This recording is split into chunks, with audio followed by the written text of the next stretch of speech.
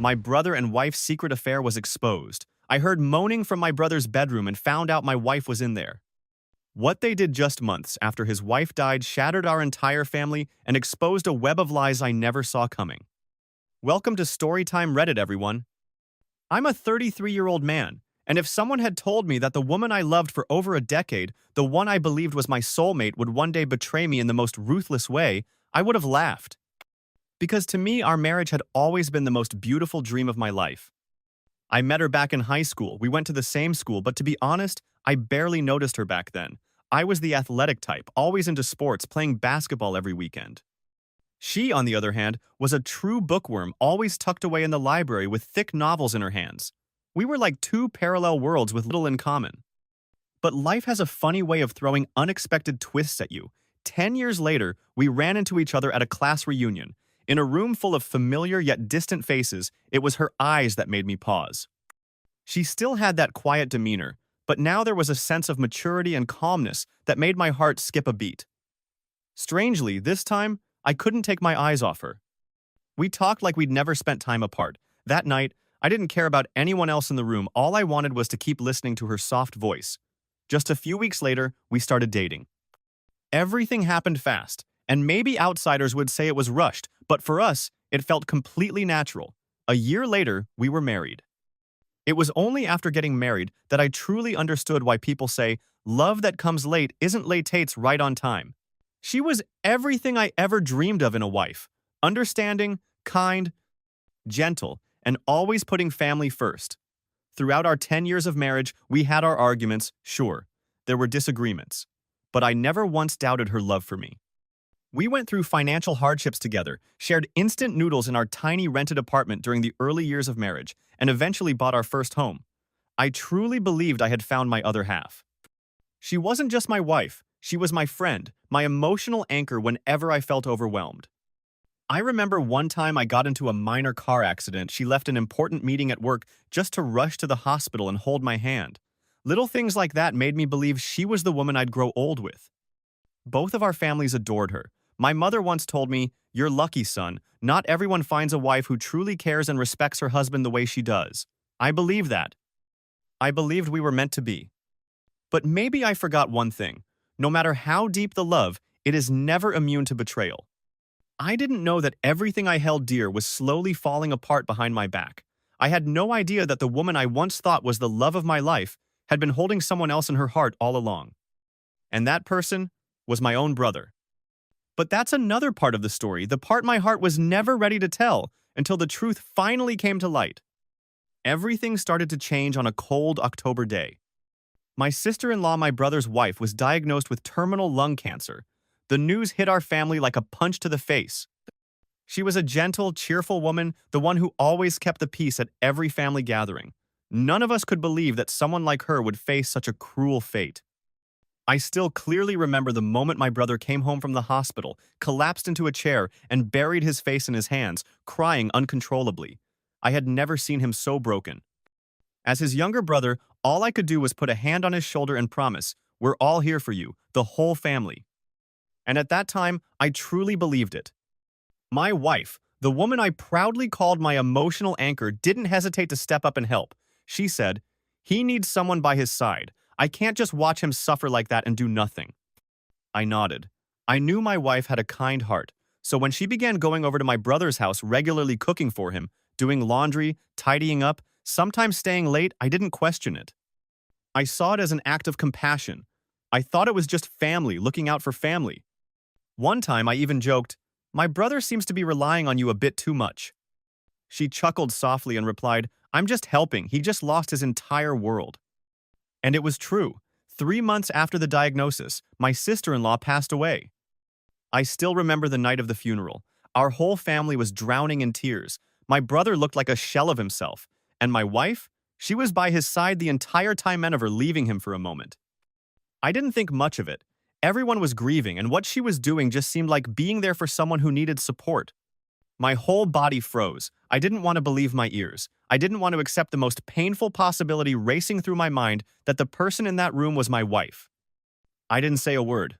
I quietly walked out of the house. My mind was spinning with a single question that repeated over and over. Could it really be true? I tried to make sense of it. I tried convincing myself maybe it was someone else. Maybe I was wrong. But deep down, I knew. The truth had begun to reveal itself. People often say that some moments in life leave scars so deep, they never truly heal. For me, that moment came on what seemed like an ordinary afternoon, but it ended up being the day all of my trust crumbled. That day, after a long shift at work, I drove past my brother's neighborhood. I remember debating with myself, should I stop by? Should I check on the feeling my heart kept whispering, even though my mind was trying so hard to deny it? Eventually, I pulled over, grabbed 2 takeout meals, and walked up to his front door. I had a key as a brother, as family. I inserted it, opened the door, and stepped inside with my usual greeting. "Hey, it's me." But I didn't get to say anything else. Because the moment I stepped in, I heard sounds from down the hallway, sounds far too clear to be misunderstood. It wasn't the television, it wasn't people talking, it was heavy breathing, rhythmic movement, soft moaning sounds unmistakably intimate. I froze. My entire body went rigid. My heart was racing so fast my ears started ringing. I wanted to believe I had misheard. I wanted it to be a glitch in my imagination, but it wasn't. Each sound felt like a cold slap across the face of every bit of trust I had built over the last 10 years. Without saying a word, I turned around and quietly walked out of the house. By the time I got home, I was still clutching the bag of food. My hands were shaking.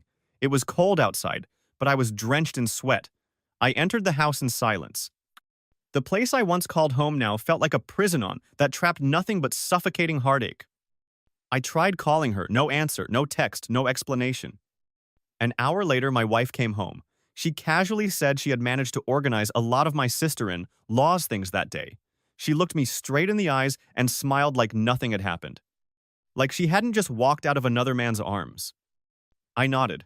I didn't say a word. I didn't question her. Because I knew, if I confronted her right then and there, I wouldn't be able to hold myself together. I would scream, I would lose control, and I'd walk away with nothing but pain. So instead, I waited. Once she stepped into the shower and I heard the water running, I walked in as I usually did, brushing my teeth beside her like it was any other night. The only difference was that I had her phone in my hand. No hesitation, no passcode, the messages were open right there, a long thread with my brother's name at the top. I scrolled through, messages of longing, explicit messages.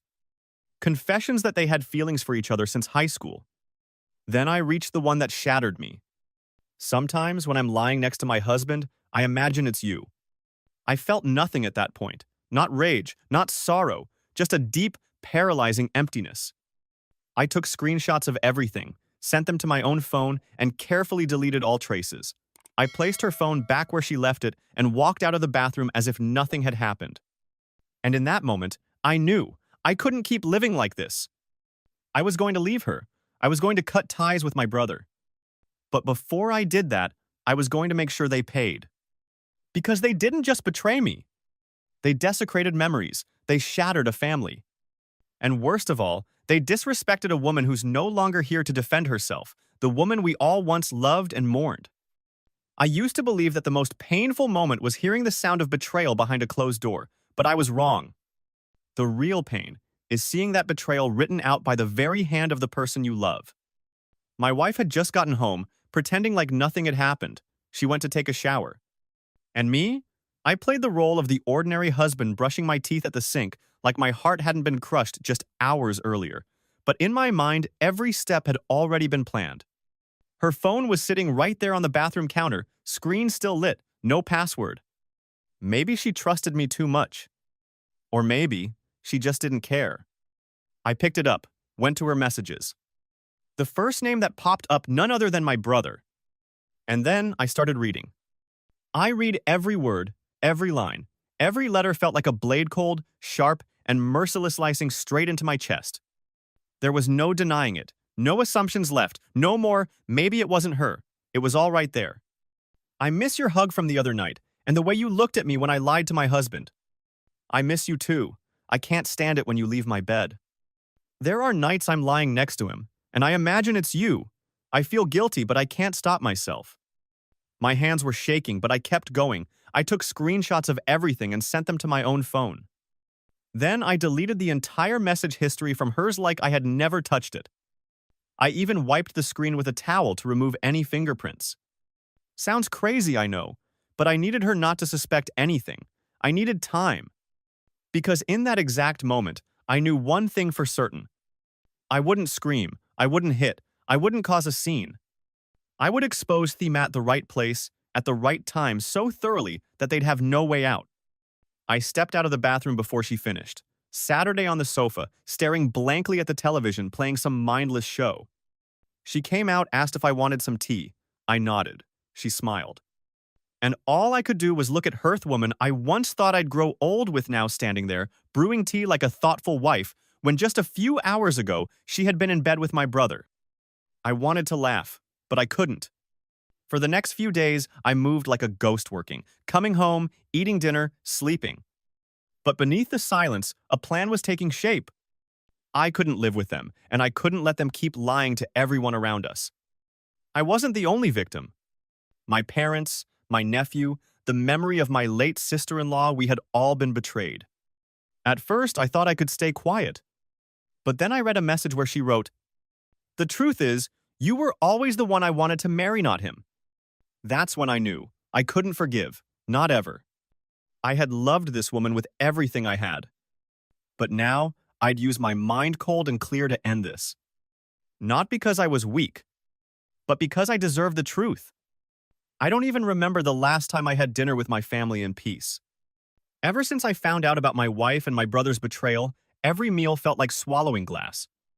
But I had a plan. A dinner not to reunite, but to end things. To end the lies. To end the days of pretending to smile while silently being the fool. I called my parents, my sister, and a few close relatives, the people who had been closest to me and my brother since we were kids. I told them I wanted to host a family dinner, something warm and comforting. A night to remember my late sister-in-law. My wife was all for it. She even offered to cook a few of my sister-in-law's favorite dishes, saying it with that fake sentimental tone I once found endearing. My brother agreed to come too. Of course he did. Why would he miss a dinner where everyone still thought he was the grieving husband, the perfect big brother? That night, the house felt full and cozy again if you could ignore the two traitors sitting just a few feet apart in my living room. We ate dinner as if nothing had happened. People laughed, shared old memories. My mom told stories about when my brother and I used to fight over toy cars. My wife laughed loudly. My brother kept glancing at her like they shared a secret language no one else could understand. And then dessert was served. I stood up. I cleared my throat. The room went silent. All eyes turned to me. I started with a simple sentence. Tonight's dinner isn't just to remember my sister-in-law. It's to remember the truth, something that's been dead in this family for a long time. The room froze. I turned to my wife and my brother and slowly pulled out my phone. "You two really thought I didn't know, didn't you?" My wife stiffened. My brother gave a nervous laugh, pretending not to understand. I opened my photo gallery and began reading the messages I had saved. "I miss the smell of your hair that night, and the way you moaned in the same room she used to sleep in. I can't sleep thinking about your arms around me. You know, if she hadn't passed, I'd probably still be living this lie." The room exploded. My mom gasped for air, her face pale as a sheet. My sister dropped her spoon, staring in shock. My dad just shook his head, dead silent. My wife tried to say something, her voice trembling. I can explain." I looked her in the eye and said, "No need. I didn't invite everyone here to hear excuses. I invited them to witness the truth." My brother stood up, trying to defend himself, saying I made it up. But all I had to do was scroll to more messages and every lie fell apart.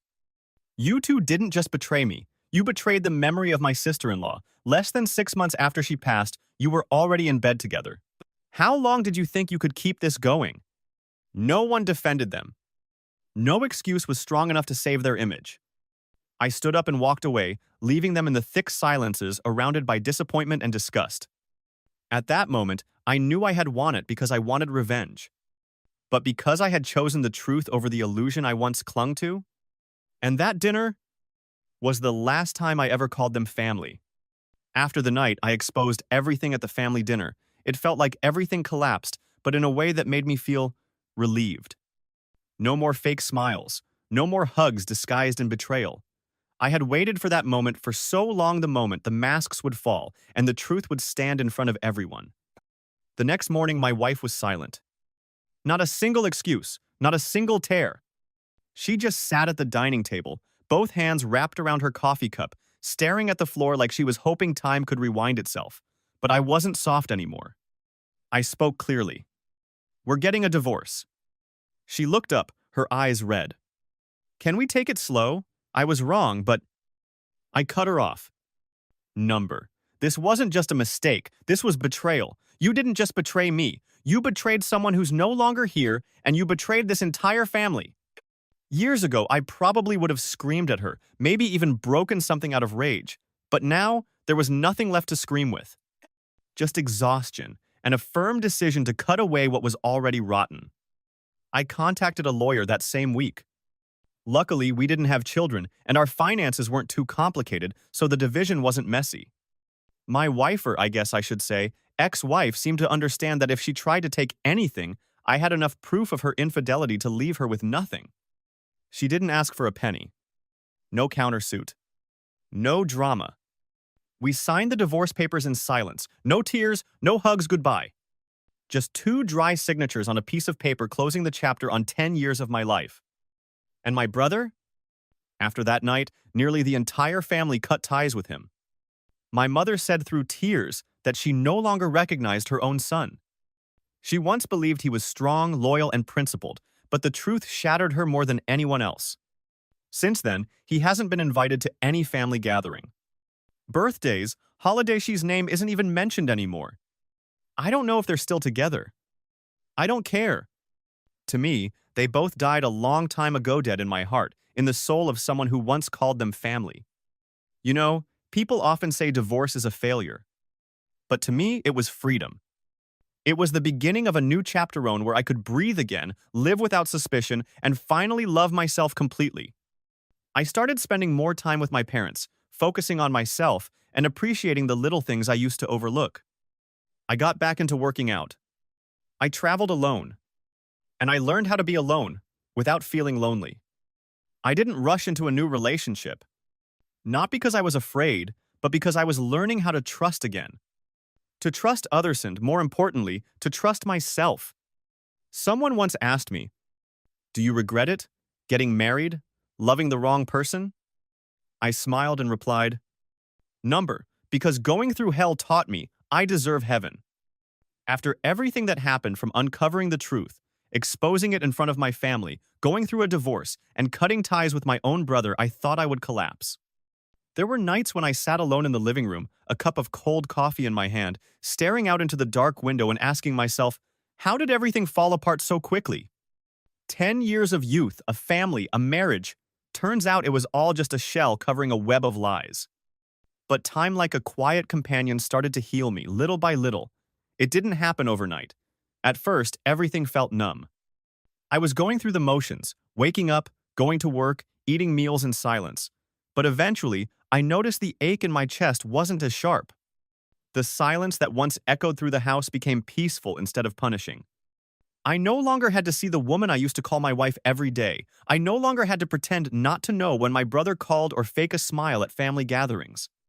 That final silence, the one that followed the storm, turned out to be the best medicine I could have asked for.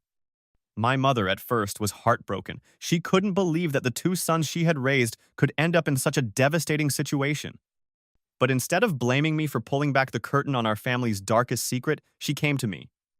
She put her hand on my shoulder and said, "You did the right thing. Sometimes, to protect peace, we have to let go of even those closest by blood."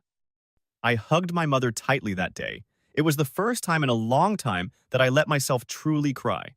Not out of weakness, but because I had been holding everything inside for so long.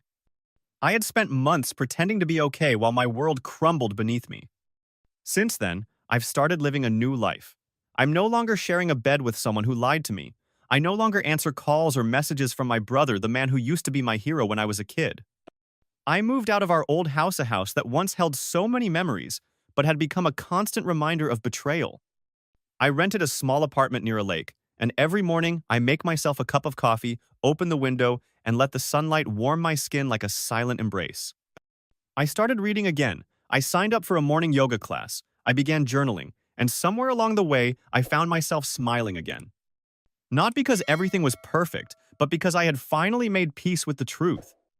I wasn't out looking for love. I wasn't trying to fill the hole that betrayal had left behind. I was just trying to become a better version of myself, not for anyone else, but because I deserved it. Old friends who had no idea what had happened would occasionally message me and say, "You seem peaceful these days. What changed?" And I'd reply with the same honest answer every time, because I chose the truth. And the truth may hurt, but it will never keep you up at night like lies do. I don't know what the future holds. I don't know if life will lead me to someone new. But if it does, I want it to be a love that's grown up and honest, the kind where two people come together not out of loneliness, but because they genuinely want to build something together. As for my brother and my ex-wife, I heard through the grapevine that they're no longer seeing each other.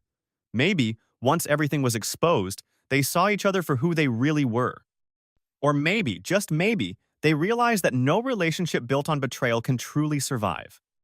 But honestly, I don't care. I don't live in that place anymore.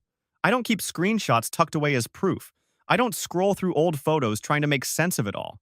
I've let go, truly let go. And if you're reading this, if you've been betrayed, if you've been hurt so badly you wanted to disappear, please hear me when I say this. You will be okay. Maybe not today, maybe not tomorrow, but one day you'll wake up, look in the mirror, and say, "I survived." And surviving is the first step to starting over.